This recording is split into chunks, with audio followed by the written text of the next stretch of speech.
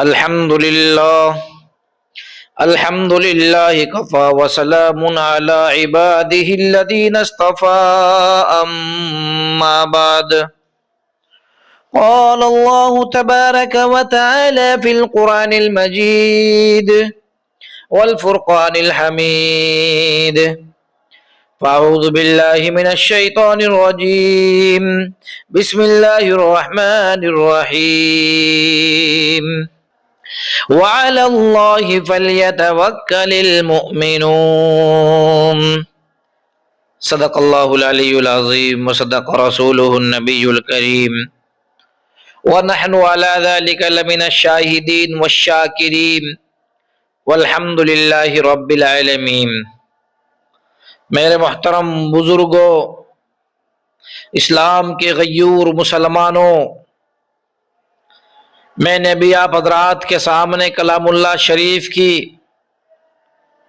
مختصر سی آیت تلاوت کی ہے۔ اس آیت میں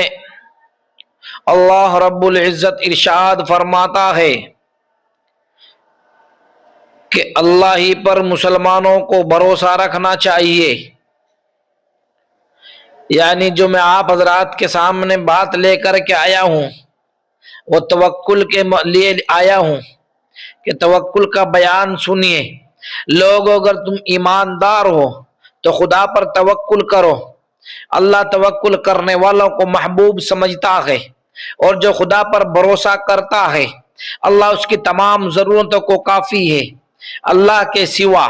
جن کی تم عبادت کرتے ہو وہ تم کو رزق نہیں دے سکتے، پس رزق اللہ ہی کے پاس سے طلب کرو۔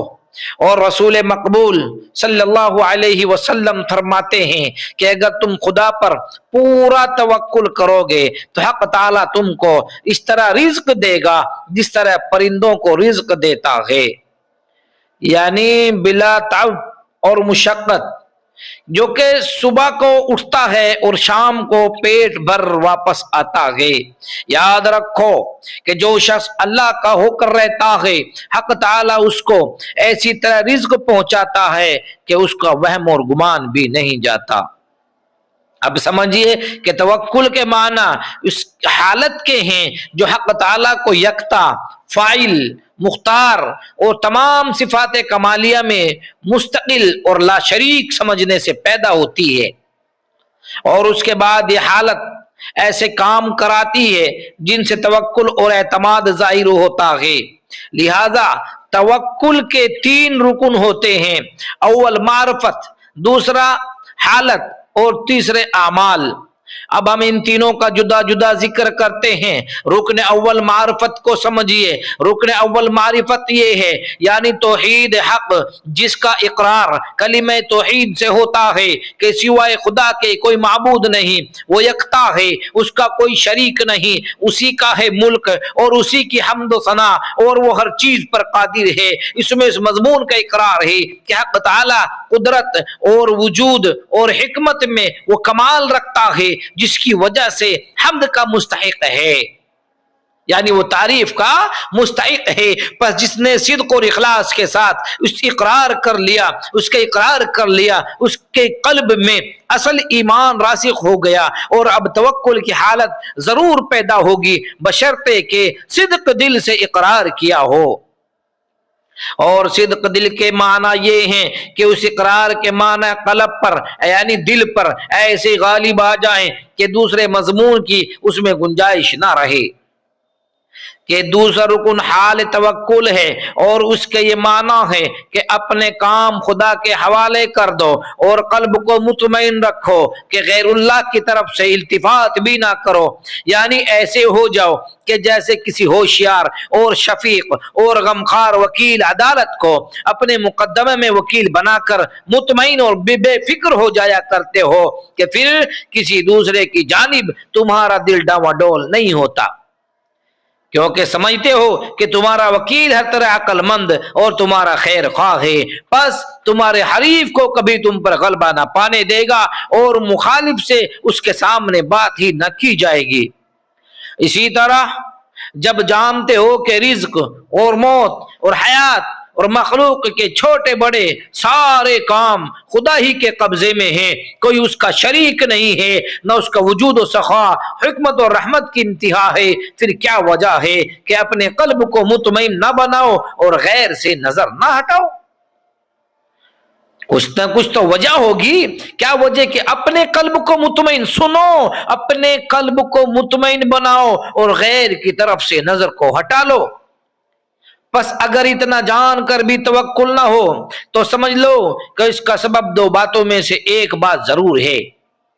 یعنی یا تو پورا یقین ہی حاصل نہیں ہے، اور نعوذ باللہ حق تعالیٰ کے رزاق اور باقدرت سمیع اور بصیر ہونے میں کچھ شک ہے، اور یا یقین تو ہے مگر قلب پر اس یقین کا اثر نہیں ہوا، بلکہ ایسی حالت ہے جیسے موت کی یقین سب کو ہوتا ہے کہ موت آنی ہے، کہ اس کے باوجود ہے کہ اس کا یقین حاصل اور اس کا علم ہے کہ ضرور ایک دن ہمیں مرنا ہے اور دنیا چھوڑنا ہے، مگر پھر بھی ایسے نڈر ہیں کہ اس کا کچھ فکر نہیں کرتے۔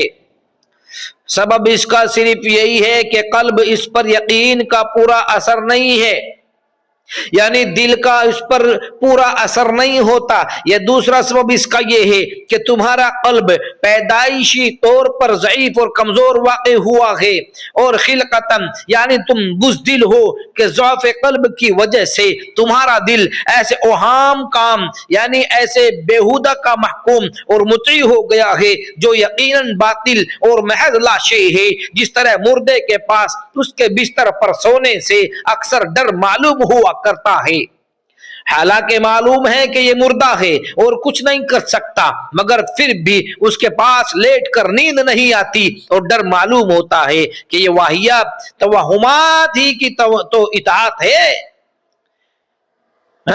کہ جس نے ضعیف قلب کو یقین پر عمل نہ کرنے دیا۔ مثلا بعض آدمیوں کو شہد کے کھانے سے نفرت ہونے لگتی ہے محض اس وجہ سے کہ اس کا رنگ گوبر کے رنگ کے مشابہ یعنی اس کے متوہم ہوتا ہے، حالانکہ اس کا یقین ہوتا ہے کہ شہد ہے، یہ گوبر نہیں ہے، اور محض رنگ کی مشابہت کو یہ کوئی چیز مانے نہیں ہے، مگر پھر بھی اس کو کھا نہیں سکتا، اور یہ وہم ہی اس کا اثر ہے کہ جس سے انسان کا بچنا دشوار ہے۔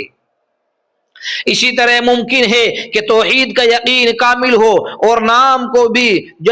شبہ یا شک نہ ہو، یا اسباب کے اختیار کرنے میں نفس مجبور ہو جائے اور اعتماد کامل جس کا نام توکل ہے وہ حاصل نہ ہو سکے۔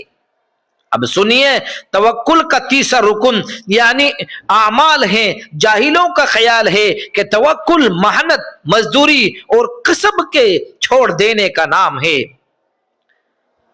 کہ ہاتھ پر ہاتھ رکھ کر بیکار بن کر بیٹھ جائے، اگر بیمار ہو تو دوا علاج نہ کرے،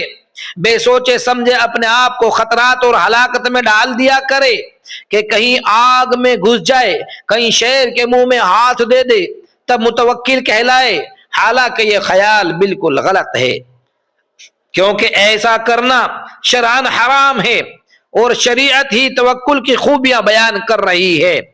پھر بھلا جس بات کو شریعت خود حرام بتائے اس کی رغبت اور حرص دلائے گی، یہ کیوں کر ہو سکتا ہے؟ اصل بات یہ ہے کہ انسان کی سعی اور کوشش اکثر چار وجہ سے ہوا کرتی ہے، یعنی یا تو کسی ایسی نافع چیز کے حاصل کرنے میں سعی ہوتی ہے جو حاصل ہی نہیں ہے،